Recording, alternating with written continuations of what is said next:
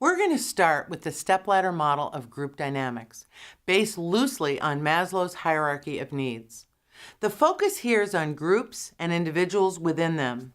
You'll notice on the graphic that every group or team begins with a shared purpose, a reason why they are together. This holds true with personal relationships, family, friends, clubs, religious affiliations, etc.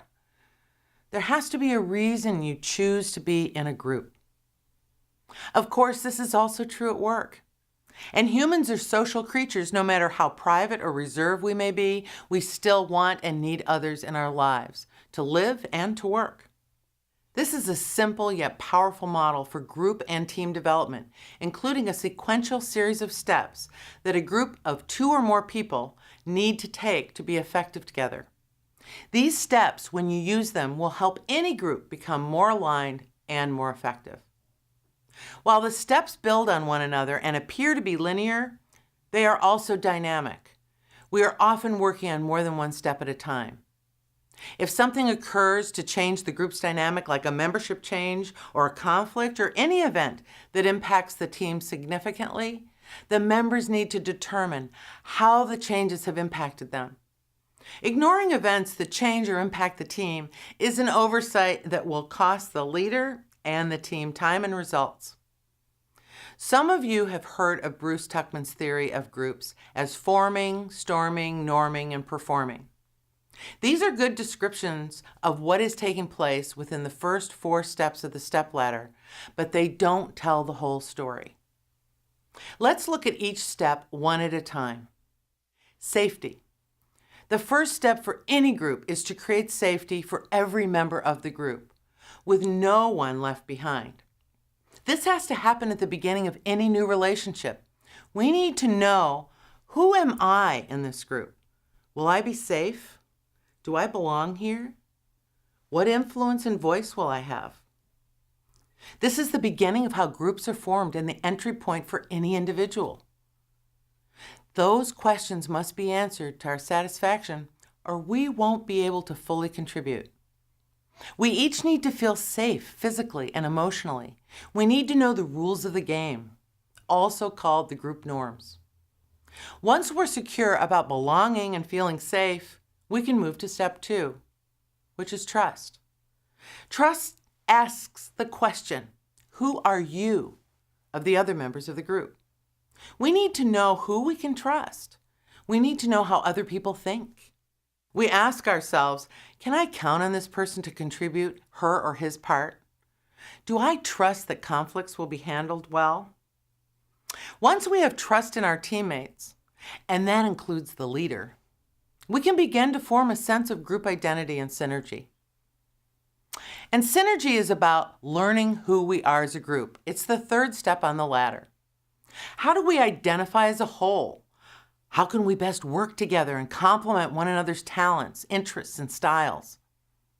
The group then begins to identify which roles each person will take on and how the group is going to get their work accomplished. I can hear you thinking, finally, she's getting to the goals and tasks, the performing stage. That's step 4. This is the real work, right? Yes, it is. Indeed, that's why we got the team together in the first place. But here's the irony. By investing up front in building safety, trust, and synergy, we get our tasks done faster, better, cheaper. But what happens in most workplaces? Well, we are expert at getting tasks done. We are so good at it, and we get rewarded for it. So it's all we seem to do. We don't even think about starting at safety and investing time in building trust. Too often these are seen as the soft skills and a waste of time.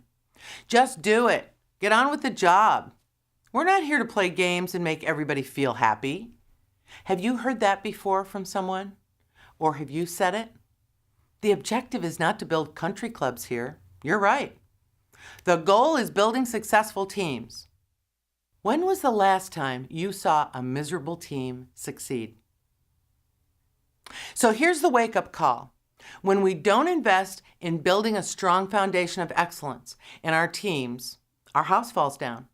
Or if it stands, it's wobbly. And it takes us double, triple, or more time to complete our tasks and to clean up conflicts and problems that arise. This means time invested upfront is smart business. I call this the pay now or pay later model. When we jump to task, we often find we've jumped over a cliff. Yes, we did it fast, and it was a great cliff jump. But seriously, do you really want to go over that cliff, especially without someone on your team holding a strong safety net? And they won't be, because they're not invested in the team's success. Once we know how to work best together, we can tackle the task we came to do in the first place. The more secure we are in our group, the faster and more effectively we can get our work accomplished. It's not rocket science. It's our hierarchy of needs playing out in teams. Step 5.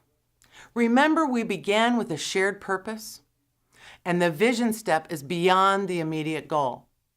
Once we've achieved our goal, the question is, do we go on together?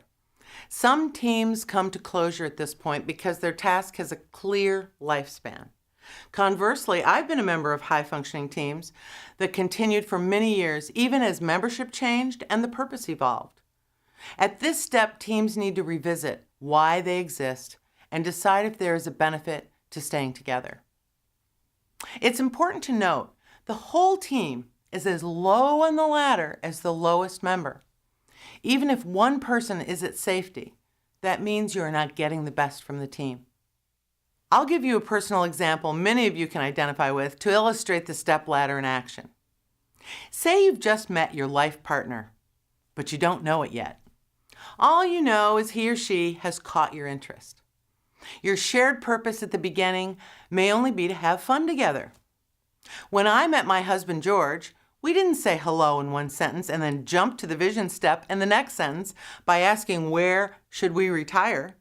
What happened is we first built safety, then trust.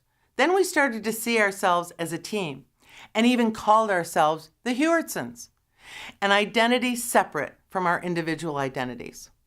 Then we went about the business of getting our work done, still as a team. And finally, we started asking the question of, where do we go from here? In fact, we do this pretty often.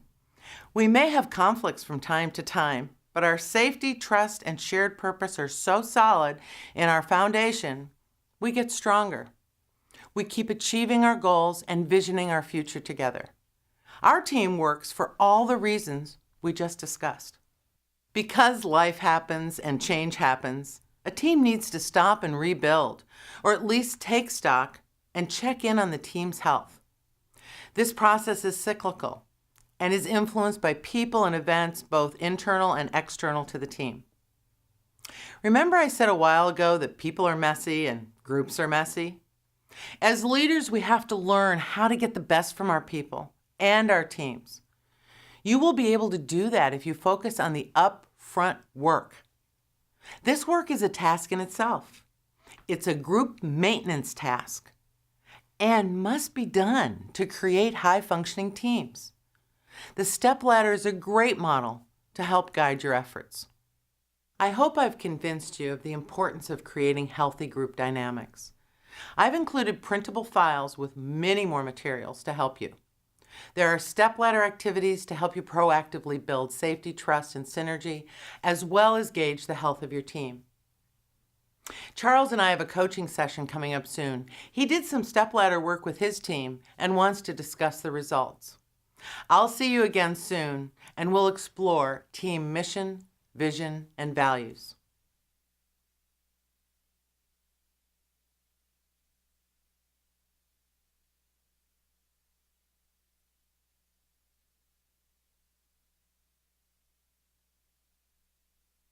You said you wanted to better understand group dynamics and make sure your team's engaged, right? Yeah, well, I thought I was a pretty good gauge of that until I saw this results of the stepladder. It's anonymous, right? But I mean, how could I be at vision when everybody else is like at or below safety? Mm-hmm. I felt like I wanted to ask who doesn't feel safe and why. Of course, I realized that would probably make people feel more unsafe. I really thought that we were all getting along pretty well and that everybody seemed engaged. Looking and sounding engaged only tells you that people are interested in the topic, or they want you to think they are. Safety means that people can be authentic about what they think and what they feel without fear. What you want to be able to do is get people participating to the full ability of their wisdom and contributing their ideas and their thoughts. So how might you do that, given all you've learned so far? Well, I think I should give them the results and get them involved. That's an excellent beginning. And then I'd actually like to set up a plan where the health of our team is the only agenda item. Mm-hmm. And then I think I'd like to get an outside facilitator. And that way I can actually participate. What I like about that is that you're going to be inviting candor and you're going to be sharing real information with them. You'll get answers to your questions and you'll generate a team conversation that'll increase safety and trust if you do it really well. It's kind of scary not knowing how people really feel and only finding out by creating an anonymous way for them to tell me. I had no idea. There is no reason to think that this is about you as a person, Charles. You don't know that. It's just as likely that there could be internal team dynamics that are causing people to feel the way they do. I get it. Do you have a facilitator in mind? Well, we have a network of trained group facilitators that we use. Okay, well, I think you're off to a great start. I really do.